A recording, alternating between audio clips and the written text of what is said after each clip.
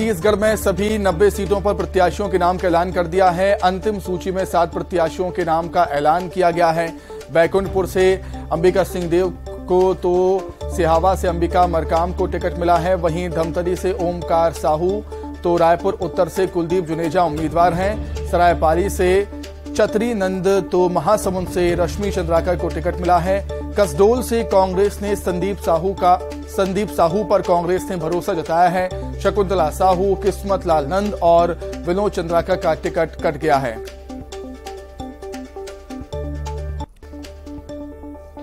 तो छत्तीसगढ़ कांग्रेस की final list अब जारी हो चुकी है।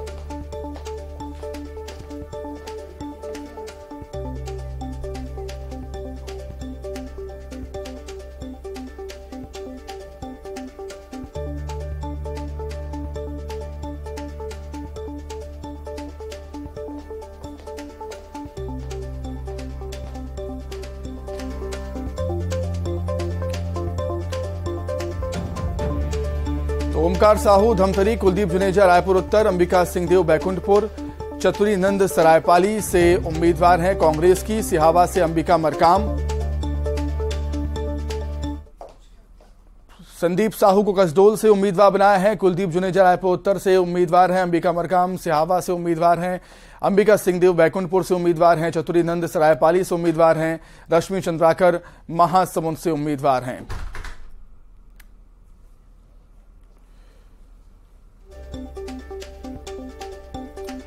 छत्तीसगढ़ कांग्रेस की फाइनल लिस्ट अब जारी हो चुकी है। सभी 90 विधानसभा सीटों पर कांग्रेस ने अपने प्रत्याशियों का ऐलान कर दिया है।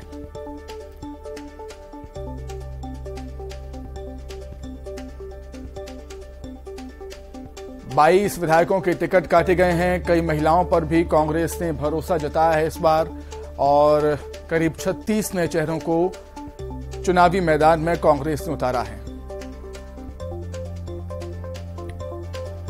रायपुर उत्तर से कुलदीप जुनेजा प्रत्याशी बनाए गए हैं। बैकुंठपुर से अंबिका सिंहदेव हैं। ओमकार साहू धमतरी से, कुलदीप जुनेजा रायपुर उत्तर, अंबिका सिंहदेव बैकुंठपुर, चतुरी नंद सरायपाली महिला उम्मीदवार, अंबिका मरकाम सिहावा, कुलदीप जुनेजा रायपुर उत्तर, संदीप साहू कसडोल, अंबिका सिंहदेव बैकुंठपुर।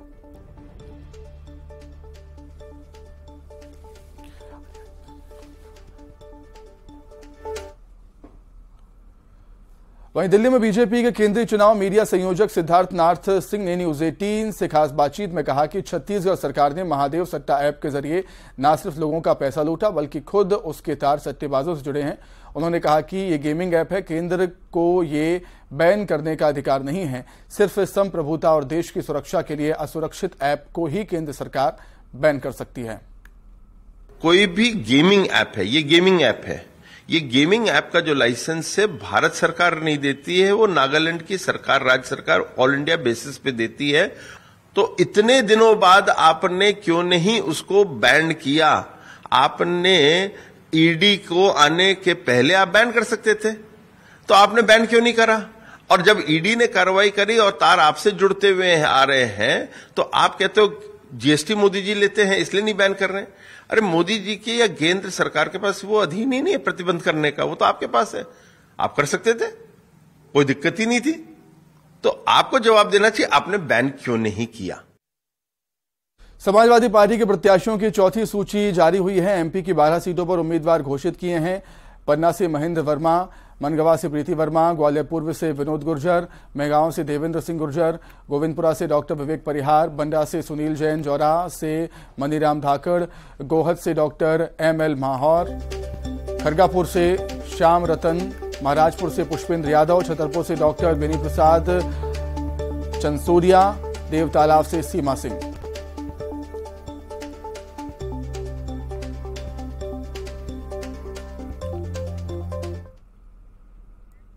छत्तीसगढ़ में छिड़े सियासी संग्राम में आज 4 तस्वीरों की धुरी पर राजनीति घूमती रही, जिसको लेकर सत्ताधारी कांग्रेस और विपक्षी पार्टी बीजेपी के बीच नूरा कुश्ती जारी है, जिसके फिलहाल थमने के आसार नजर नहीं आ रहे। वजह है कांग्रेस विधायक चिंतामणि महाराज का चिंतन। टिकट कटने के बाद नाराज चिंतामणि से बीजेपी के पूर्व मंत्री ब्रजमोहन अग्रवाल ने मुलाकात की, चुपचाप कुछ बात की। कुछ बातें सार्वजनिक हुई, कुछ अंदर खाने रह गईं। बातचीत के बाद चिंतामणि महाराज ने कहा कि उन्हें अंबिकापुर से टीएस सिंहदेव के मुकाबले खड़ा किया जाए, जबकि बृजमोहन अग्रवाल लोकसभा चुनाव में अंबिकापुर से प्रत्याशी बनाने की बात कह रहे हैं। चिंतामणि के फैसले उन्हीं दोनों मुद्दे पर निर्भर हैं। चिंतामणि कह रहे हैं पहले विधानसभा का टिकट दीजिए, बाद में लोकसभा भी लड़ देंगे। उन्होंने साफ कर दिया कि शर्त पर बीजेपी मानी तो उनके पास जाएंगे, वरना जहां वही ठीक है।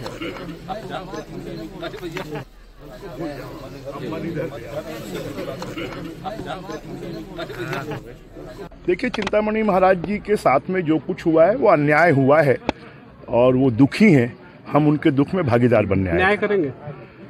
अब न्याय तो कांग्रेस पार्टी में वो है, कांग्रेस पार्टी न्याय करेगी। नहीं, आप न्याय करेंगे? काफी लंबी कांग्रेस पार्टी न्याय करेगी उनके साथ में। और भारतीय जनता पार्टी के विचारों से तो वो पहले से सहमत हैं और आगे भी सहमत होंगे। कब तक शामिल होने के संकेत? अब वो आप उनसे पूछिए। क्या क्या बातचीत हुई बताइए। हमारी बातचीत क्या हुई वो आपको क्यों बताएंगे? मैं उनको ये बोला हूँ कि आप अंबिकापुर से हमको चुनाव लड़ा दीजिए। तो उनका ये कहना था कि अभी जो तैयारी कर रहे हैं उन लोग नाराज हो जाएंगे। तो उसमें मेरा ये कहना है कि आप 6 महीना के लिए लड़ा दीजिए, वो लोकसभा देने को तैयार हैं। तो मेरा कहना है अभी आप विधानसभा लड़ा दीजिए, 6 महीना बाद लोकसभा होना है। तो लोकसभा में मैं विधानसभा छोड़ के उसमें चला जाऊंगा और जो अभी लड़ना चाहते हैं वो विधानसभा लड़ लेंगे। ये हमारा शर्त है, अगर वो मानने को तैयार हैं। इधर बीजेपी नेताओं के चिंतामणि महाराज से मुलाकात से चिंतित डिप्टी सीएम टीएस सिंहदेव ने कहा कि कांग्रेस में सभी के लिए जगह है, टिकट मिले या फिर ना मिले। अगर कोई पार्टी छोड़कर जाने का फैसला करता है तो ये उसकी मर्जी है। चिंतामणि महाराज को कांग्रेस में सम्मान मिला था।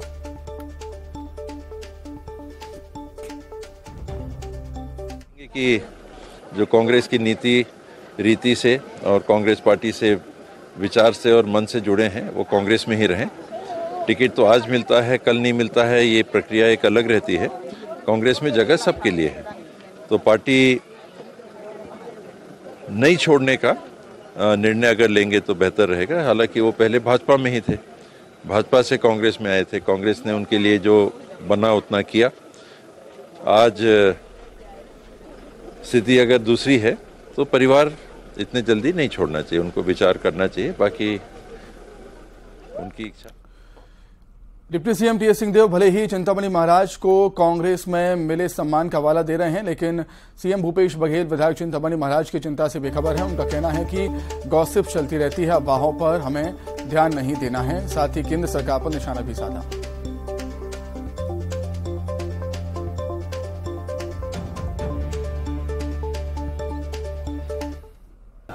बहुत लोगों की बात होती रहती है, बहुत सारे हवाबाजी भी होती रहती है, लेकिन इसमें कोई सच्चाई तभी तक के दिखाई नहीं दिया। तो उस अफवाह हम लोगों को ध्यान नहीं देना है।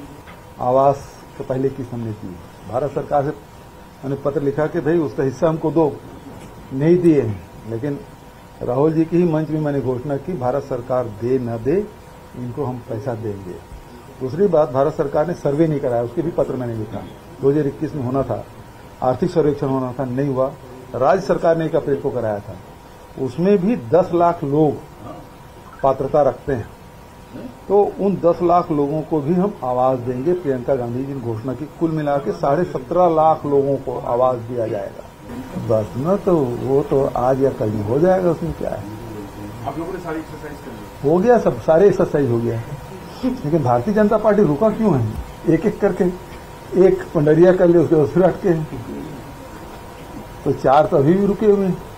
ये तो जब हम विपक्ष में थे तो विपक्ष के लोग पहले तैयारी करते हैं, पहले हम सरकार में आएंगे तो ये करेंगे वो करेंगे, केवल इतना कहा उल्टा लटका देंगे।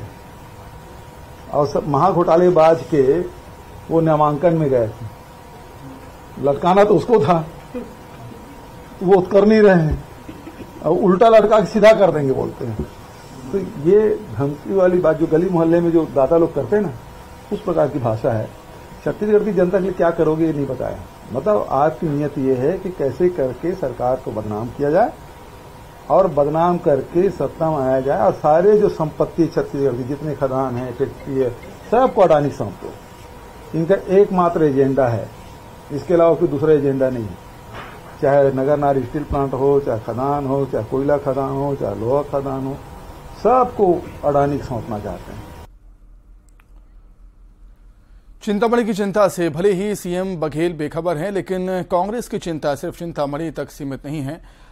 चिंता का सबब हाई प्रोफाइल सीट जगदलपुर पर टीवी रवि भी बने हुए हैं, जिनको मनाने की कोशिश पार्टी की तरफ से लगातार जारी है। टिकट कटने के बाद सिर्फ टीवी रवि पार्टी से नाराज होते तो बात थी, लेकिन मुसीबत यह है कि उनके सैकड़ों समर्थक भी नाराज हैं। अच्छा हुआ ना, अब आप देखिए 2004 के बाद पेंशन कहीं नहीं है भारत में। 1998 में अटल बिहारी वाजपेयी जी थे जिन्होंने पेंशन खत्म कर दिया। जितने भी सरकारी कर्मचारी है 2004 के बाद उनको पेंशन नहीं मिलेगा, चपरासी रहे या कलेक्टर रहे। पेंशन हमारे छत्तीसगढ़ में लागू हुआ। अच्छा हुआ कि बुरा हुआ? हाँ, माननीय मुख्यमंत्री जी के निर्देशानुसार और प्रदेश के संगठन के मुखिया दीपक बैज जी के निर्देशानुसार मैंने कांग्रेस प्रत्याशी के समर्थन में अपना आवेदन वापस लेने के लिए अपने समर्थकों के साथ बैठ के बात किया और वापस लेने का निर्णय लिया। बहुत अच्छी भली बात जानते हैं, क्योंकि टीवी रवि जी एक गांव में, पल्ली गांव भी एक ग्राम पंचायत की ओर आती है, इसलिए इनको ज़्यादा ही अनुभव है इस क्षेत्र में। इसीलिए पूरे गांव के जितने कार्यकर्ता थे कांग्रेस पार्टी के, वो हमेशा टीवी रवि जी के साथ ही रहते हैं और साथ ही रहेंगे। टिकट को लेकर खींचतान था, सभी टीवी रवि के समर्थक चाह रहे थे कि टीवी रवि को मिले। कई लोगों ने नाम अपना दिया था पार्टी के लिए, पार्टी के टिकट के लिए। तो इस बार जतिन जायसवाल जी का आया, हम लोग टीवी रवि जी के समर्थन में फॉर्म भी भरे थे, लेकिन ऊपर से शीर्ष नेताओं के द्वारा मान मनोवत किया गया, उनको आश्वासन दिया गया कि उनको पार्टी में अच्छे से उनको। बस्तर में पहले चरण के चुनाव 7 नवंबर को होना है और इसके लिए जो सभी राजनीतिक पार्टी के जो घोषित प्रत्याशी है मैदान में उतर गए हैं। बस जगदलपुर का जो सीट है काफ़ी हाई प्रोफाइल सीट माना जा रहा है और इस सीट में कांग्रेस के प्रत्याशी जतिन जायसवाल को प्रत्याशी बनाया गया है। लेकिन जतिन जायसवाल के प्रत्याशी बनाए जाने से कांग्रेस के काफ़ी जो समर्थक है काफ़ी नाराज हो गए थे। वो टीवी रवि के समर्थन में उतर चुके थे और टीवी रवि का 20 नवंबर को नामांकन भी दाखिल कर दिया था।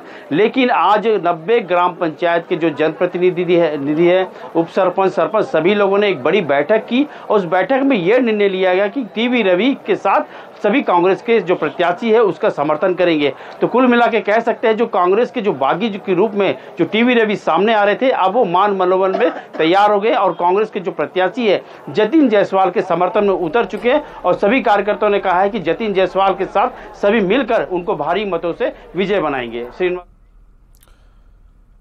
मतदान की तारीखें जैसे जैसे करीब आती जा रही हैं, वैसे वैसे प्रदेश बीजेपी नेताओं की डिमांड अब इस बात पर जोर पकड़ती जा रही है कि उन्हें प्रचार के लिए हिंदुत्ववादी चेहरों की जरूरत है। सूत्रों की माने सबसे ज्यादा डिमांड बीजेपी प्रत्याशियों की पीएम मोदी और सीएम योगी की है। उसके बाद असम के सीएम हेमंत बिस्वा शर्मा और पार्टी आलाकमान को भी प्रदेश के नेताओं ने अपनी डिमांड से अवगत करा दिया है, जिसके बाद बीजेपी के बड़े नेताओं के दौरे और सभाओं को कराने की अंतिम तैयारी की जा रही है। सबसे पहली बात तो जिनकी बात आप कर रहे हैं माननीय नरेंद्र मोदी जी, जिनके नेतृत्व में देश विश्वगुरु बनने की ओर अग्रसर है। अमित शाह जी की बात करें, ऐसे रणनीतिकार योगी आदित्यनाथ न केवल धर्मगुरु है, बल्कि जिस प्रकार से उन्होंने उत्तर प्रदेश में आतंक खत्म किया, जिस प्रकार से उत्तर प्रदेश में विकास की गंगा बही, ऐसे बहुत से मुद्दे इनके लिए इसलिए इन लोग की ज्यादा मांग है। लेकिन मैं कहता हूं हिंदुत्व तो कांग्रेस के लिए मुद्दा होगा, हमारे लिए तो हृदय की बात है। आप ये बात याद करिए, जब देश में देश का प्रधानमंत्री मनमोहन सिंह कहता था कि संसाधनों पे पहला हक मुसलमानों का है, तो मतलब दूसरी तरफ वो कहता था ना कि बहुसंख्यक वर्ग को उसका हक नहीं है। भारतीय जनता पार्टी क्या कहती है? सबका साथ, सबका विकास, सबका विश्वास और सबका प्रयास। जिस प्रकार से लगातार कांग्रेस सनातन का अपमान कर रही है, राष्ट्र की बात करे चाहे छत्तीसगढ़ की बात करे, तो लोगों के हृदय में उसके प्रति जो आक्रोश है, और इस आक्रोश के प्रतीक है माननीय योगी जी, आक्रोश के प्रतीक माननीय हेमंत बिस्वा शर्मा जी, इस आक्रोश के प्रतीक है माननीय नरेंद्र मोदी जी। तो स्वाभाविक बात यह है कि जहां जहां सनातन का अपमान होगा, उनके लिए बात करने वाले लोगों की इच्छा, लोगों को सुनने की इच्छा होगी ही। मैं तो कह रहा हूं कि भारतीय जनता पार्टी के पास एक से एक स्टार प्रचारक हैं। आप जिनकी बात की उसके अतिरिक्त गडकरी जी की बात करें, अगर इंफ्रास्ट्रक्चर में अगर आज विकास के प्रतीक है तो गडकरी जी हैं। स्मृति ईरानी जी की बात की, कितनी मुखरता से वो अपने विचार रखते हैं विधानसभा में, लोकसभा में और जनता के सामने। जितने भी नेता जिनको स्टार प्रचारकों की सूची में शामिल किया हो, चांद वाले बाबा की बात करें, चाहे ब्रजमोहन अग्रवाल की बात करें, मतलब स्थानीय नेता से लेके चाहे अरुण साव जी हैं जो एक सशक्त आवाज है भारतीय जनता पार्टी की, स्थानीय से लेकर राष्ट्रीय नेताओं की, सबकी जनता के बीच और कार्यकर्ताओं की जबरदस्त मांग है। तो सुना आपने, बीजेपी नेता अनुराग अग्रवाल ने रायपुर में मीडिया से बातचीत में कहा कि कांग्रेस के राज में लगातार सनातन धर्म का अपमान हो रहा है। वहीं स्टार प्रचारकों की मांग पर अनुराग अग्रवाल ने कहा कि पीएम मोदी, योगी आदित्यनाथ और अमित शाह सहित नितिन गडकरी की डिमांड काफी ज्यादा है। आगे बढ़ेंगे। जेसीसीजे प्रदेश अध्यक्ष अमित जोगी का बड़ा बयान सामने आया। उन्होंने दूसरे चरण में होने वाले विधानसभा चुनाव में प्रत्याशियों की घोषणा को लेकर बीजेपी कांग्रेस पर निशाना साधा। उन्होंने कहा कि उनकी पार्टी का फैसला दिल्ली में नहीं, छत्तीसगढ़ में किया जाएगा। प्रदेश अध्यक्ष अमित जोगी इस वक्त हमारे साथ हैं। अमित जी, लगातार आप दौरा कर रहे हैं, विधानसभा मुहाने पर है, लेकिन अभी तक के आपको प्रत्याशियों की जो लिस्ट है वो जारी नहीं हुई। कब तक के जारी हो, किसका इंतजार है? भाई, हमारी जो पहले चरण का चुनाव है उसकी तो पूरी लिस्ट जारी हो गई है और सब लोग जान भी रहे हैं कौन हमारे प्रत्याशी है, नहीं है। मैं कोई लिस्ट जारी करने में विश्वास नहीं करता हूं। हमारी पार्टी जो है उसका आला कमान भाजपा और कांग्रेस की तरह दिल्ली में नहीं है कि दिल्ली में बैठ के कोई लिस्ट जारी कर दी कि फलाने तय किया है, फलाने तय किया है। हमारा जो निर्णय होना है वो तो उसी विधानसभा क्षेत्र के लोग खुद करेंगे। तो हमारी जो लिस्ट है वो जब नामांकन भरा जाएगा तब आपको समझ में आ जाएगा कि कौन हमारा प्रत्याशी नहीं है। बिलासपुर संभाग में क्या स्थिति देखते हैं जोगी कांग्रेस की, क्योंकि अभी भी लिस्ट जारी नहीं हुई है, किसी का इंतजार है क्या? कोई और भाजपा कांग्रेस के नेता आपके संपर्क में जो लड़ सकते हैं? मेरा ये मानना है कि जो भाजपा की और कांग्रेस की प्रत्याशियों की अभी तक सूची आई है, कई अच्छे लोग थे, ईमानदार लोग थे, निष्ठावान लोग थे, उनको नकार दिया गया। क्या फैक्टर्स रहे नहीं रहे, सारे निर्णय बैठ के दिल्ली के किसी ड्राइंग रूम में हुए हैं। हमारा जो उद्देश्य है कि छत्तीसगढ़ के लोगों को हमें पूरा मौका देना है, वो अपने निर्णय अब खुद लेंगे। अमित जोगी पाटन या फिर मनेंद्रगढ़?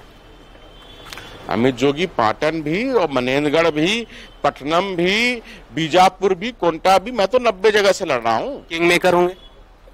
मुझे न किंग मेकर बनना है न किंग बनना है। मेरा एक ही मकसद है, छत्तीसगढ़ की जनता को किंग बनाना। निश्चित रूप से तो ये हमारे साथ अमित जोगी थे, जो जेसीसीजे के प्रदेश अध्यक्ष, और उनका साफ तौर पे ये कहना है कि आगामी विधानसभा चुनाव में उनके प्रत्याशियों की लिस्ट जो है वो जल्द से जल्द जारी होगी। और कहीं ना कहीं उन्होंने यह भी दावा किया है कि आगामी विधानसभा चुनाव में वो छत्तीसगढ़ में जोगी कांग्रेस की सरकार बनाते हुए नजर आएंगे। बिलासपुर से न्यूज 18 के लिए उमेश मौर्य। चुनाव आयोग ने चुनाव कार्य में लापरवाही बरतने वाले करीब 24 अफसरों को तत्काल प्रभाव से जिला मुख्यालय अटैच कर दिया है। सभी अफसरों पर आरोप था कि ये लोग किसी खास दल और प्रत्याशी के फेवर में काम कर रहे हैं, जिसके बाद सीईओ रीना बाबा कंगाले ने उनके निर्देश पर सभी अफसरों को हटाकर उन्हें मुख्यालय से अटैच कर दिया, जिसके बाद ये अफसर चुनाव के किसी काम में नहीं जुड़ेंगे।